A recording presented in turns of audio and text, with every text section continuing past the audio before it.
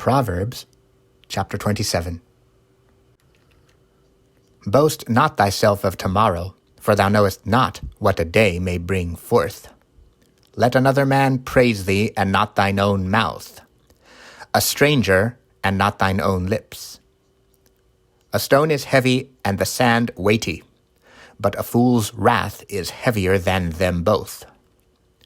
Wrath is cruel, and anger is outrageous, but who is able to stand before envy? Open rebuke is better than secret love. Faithful are the wounds of a friend, but the kisses of an enemy are deceitful.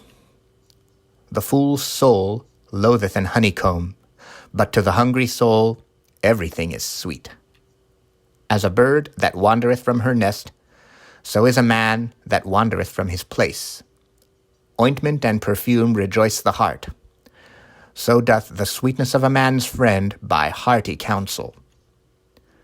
Thine own friend and thy father's friend forsake not, neither go into thy brother's house in the day of thy calamity. For better is a neighbor that is near than a brother far off. My son, be wise and make my heart glad, that I may answer him that reproacheth me. A prudent man foreseeth the evil and hideth himself, but the simple pass on and are punished. Take his garment that is surety for a stranger, and take a pledge of him for a strange woman. He that blesseth his friend with a loud voice riseth early in the morning, it shall be counted a curse to him. A continual dropping in a very rainy day, and a contentious woman are alike. Whosoever hideth her hideth the wind, and the ointment of his right hand which bewrayeth itself. Iron sharpeneth iron, so a man sharpeneth the countenance of his friend. Whoso keepeth the fig tree shall eat the fruit thereof, so he that waiteth on his master shall be honored. As in water face answereth to face, so the heart of man to man. Hell and destruction are never full, so the eyes of a man are never satisfied.